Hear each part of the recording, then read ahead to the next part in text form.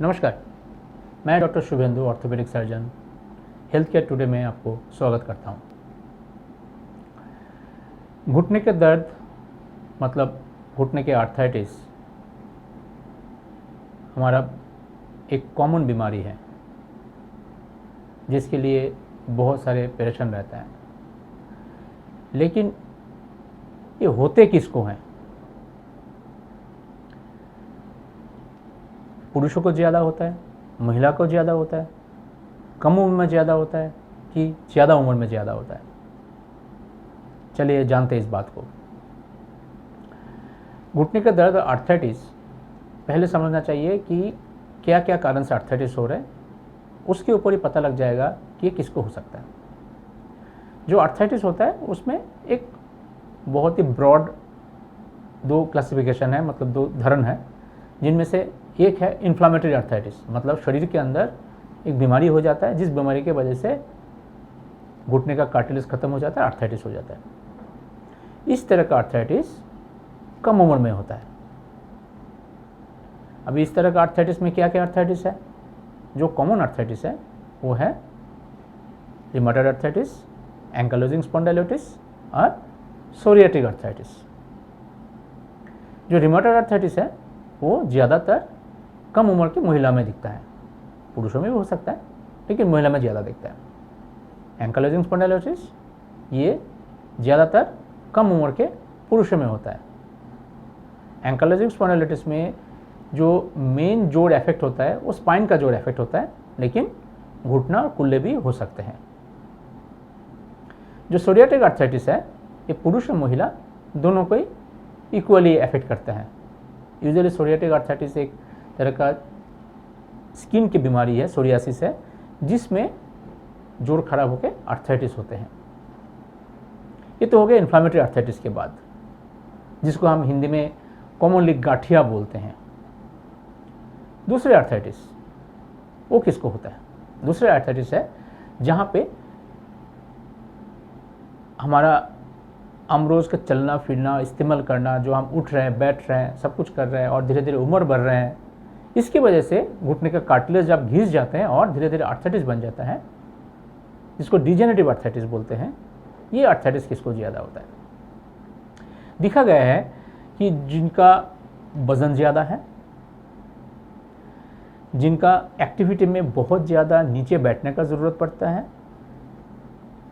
ऐसे और कुछ एक तरीके से देखा गया है कि फैमिली में अगर बहुत दादा दादी नाना नानी में है तो हो जाता है।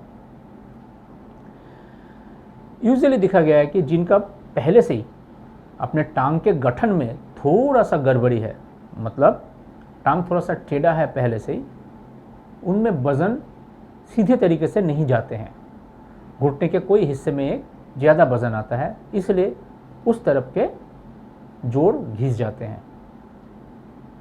डिजेनरेटिव आर्थराइटिस में देखा गया है कि अंदर के तरफ के जो जोड़ है वो जल्दी घिस जाते हैं और महिलाओं में ये ज़्यादा होता है। इसका और भी एक कारण है, क्योंकि महिलाओं के हड्डी के जो स्ट्रेंथ है वो पुरुषों के हड्डी से थोड़ा कम है, और ये होने की वजह से जो आम रोज़ का एक्टिविटी है, चलना फिरना, उसका जो इफ़ेक्ट आता है जोड़ के ऊपर, जो कार्टिलेज आता है, अगर कार्टिलेज के नीचे के जो हड्डी का लेयर है, जो बोन है, अगर वो स्ट्रांग नहीं है तो कार्टिलेज जल्दी डैमेज हो सकता है। इसीलिए पुरुषों के हिसाब से महिलाओं में आर्थराइटिस थोड़ा ज़्यादा दिखाया जाता है। सो हमारे जो आसपास जितने पॉपुलेशन है, इनमें से सबको आर्थराइटिस नहीं होते हैं। जो अपना डाइट ठीक रखते हैं, एक्टिविटी ठीक रखते हैं, एक्सरसाइज रेगुलर करते हैं, उनमें आर्थराइटिस होने का चांसेस थोड़ा सा कम रहते हैं, क्योंकि उनका मसल एक्टिव है। मसल एक्टिव होने की वजह से बोन स्ट्रांग रहता है, और बोन स्ट्रांग रहने की वजह से उनको आर्थराइटिस होने की संभावना कम हो जाता है। थोड़ा आपको लगता है कि मैं इस बात को थोड़ा दुविधा से बोल रहा हूँ, मतलब दो तरह से बोल रहा हूँ। एक बार बोल रहा हूँ कि इस्तेमाल की वजह से आर्थराइटिस होता है, बस दूसरी बार बोल रहा हूँ कि ज़्यादा जो चल फिर रहते हैं, एक्टिविटी रहते हैं, उनको कम होता है। इस बात को मैं कैसे समझाऊँ? बेसिकली यही है कि ये इस्तेमाल के वजह से ही आर्थराइटिस होता है, यूजेस की वजह से आर्थराइटिस होता है, उम्र की वजह से कार्टिलेज घिस के होता है। लेकिन जिनकी एक्टिविटी अच्छा है, उनका बोन स्ट्रांग होने की वजह से उनको कार्टिलेज घिसने का चांसेस कम हो जाता है, इसलिए उनको आर्थराइटिस कम होता है।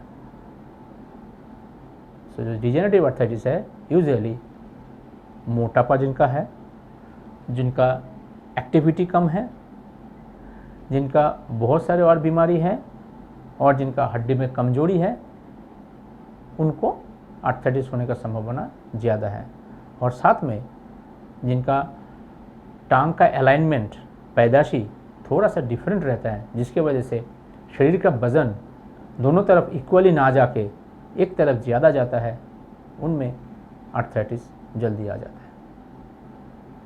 अगर आपको नी में दर्द हो रहा है और नी में सूजन आ रहे हैं और आपको लगता है कि शायद आपका नी में आर्थराइटिस का लक्षण है, ज़रूर आप डॉक्टर से सलाह कीजिए। अगर पहले चरण में आपका आर्थराइटिस का लक्षण डायग्नोसिस हो जाता है और सही तरीके से इलाज दिया जाता है, तो आर्थराइटिस का आगे प्रोग्रेस होना हम रोक सकते हैं। हम रखें आपका ख्याल।